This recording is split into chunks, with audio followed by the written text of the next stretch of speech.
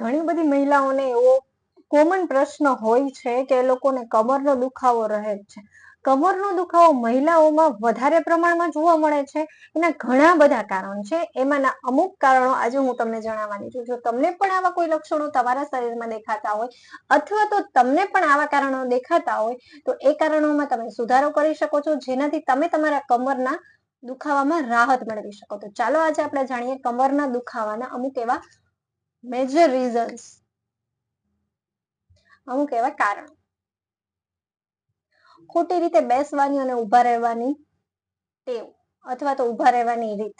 ખોટી રીતે મતલબ કે તમે મહિલાઓને જનરલી ઉભા કામ કરવાનું હોય છે અથવા તો બેઠા બેઠા કામ કરવાનું છે. એ ટાઈમે કેવી રીતે બેઠા છે, કેવી રીતે ઉભા છે, એ વસ્તુ ખાસ ડિપેન્ડ કરીને લાંબો સમય સુધી ઉભા રહેવું અથવા તો ઉભા ઘરના કામ કરવા, જેથી કમરની નસો થાકી જાય છે.